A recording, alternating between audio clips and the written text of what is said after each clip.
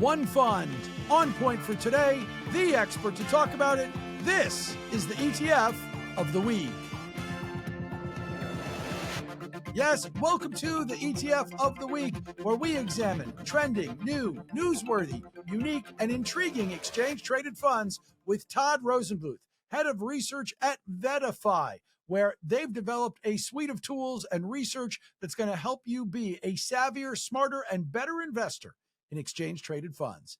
Todd Rosenbluth is their head of research. Check him out at Todd Rosenbluth on Twitter or X. Check out VettaFi at VettaFi.com. Todd Rosenbluth, great to chat with you again. Great to be with you again, Chuck.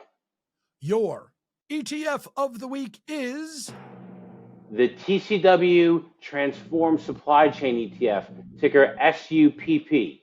This is a really interesting pick, but given that ticker symbol, there's only one question. Todd, what's up? Right?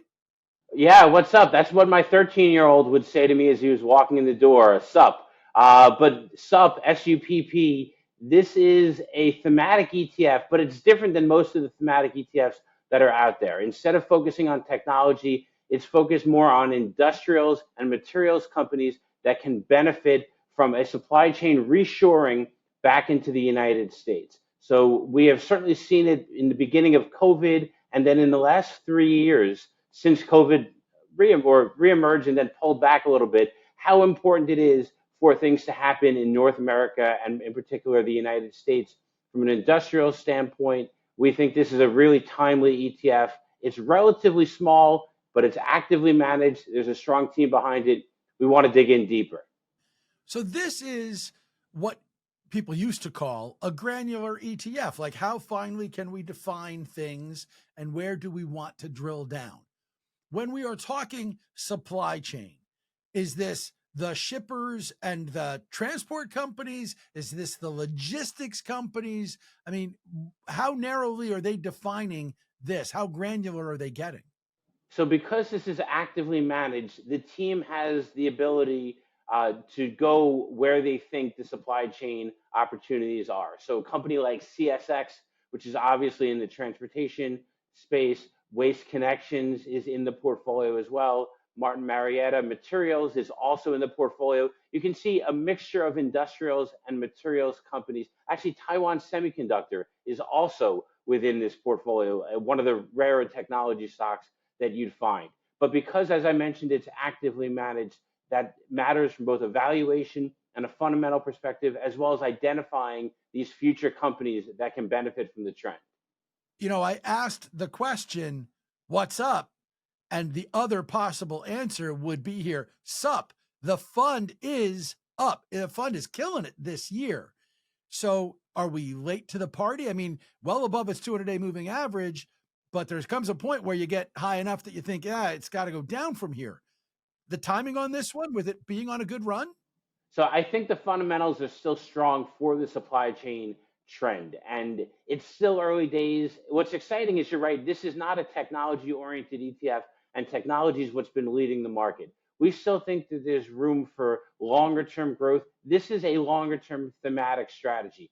Turnover is relatively low. The opportunities in this space are multi-year oriented, but yet there's active management. So there's obviously going to be valuations that need to be under consideration. And the management team that's behind this is reviewing this on a regular basis. In fact, we're excited. We have a equity symposium taking place on March 13th, and we're going to hear from the portfolio manager, Eli Horton. And one of the questions I'm going to ask him is about valuation in this environment. And we saw during COVID and after COVID, when we had the ship stuck in the Suez Canal and all those other things, how sensitive the supply chain is. Is there a worry, given that this is an actively managed fund, given how the market responds, that, you know, the next time a ship gets stuck in the Suez Canal or what have you, this fund takes it on the chin?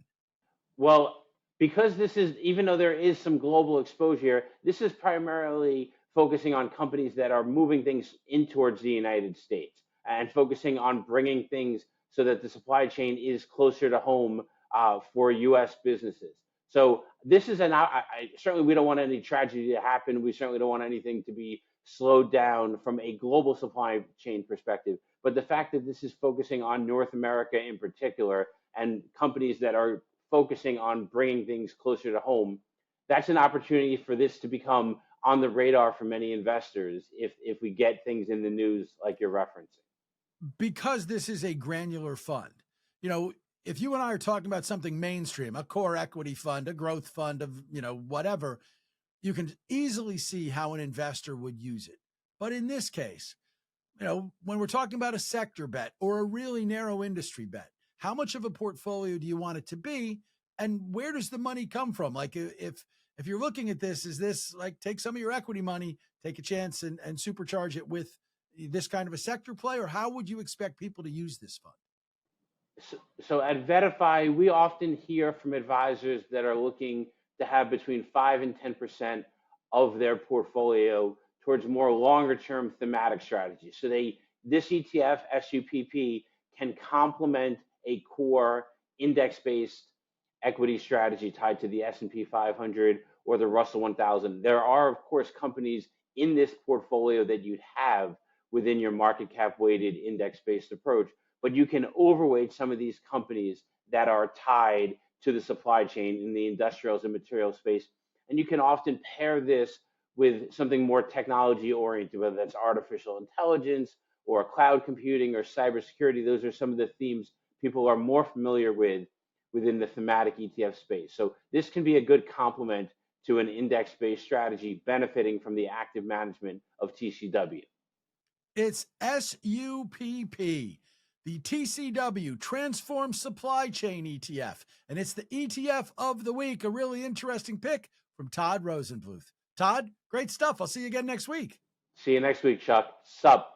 The ETF of the week is a joint production of VettaFi and Moneylife with Chuck Jaffe.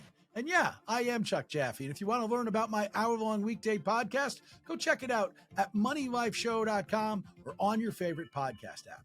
But if you want to learn more about investing in exchange-traded funds, and you wouldn't be here if you didn't, well, go to VettaFi.com. They got a full suite of tools that will help you out and help you find great funds and ways to manage them better in your portfolio.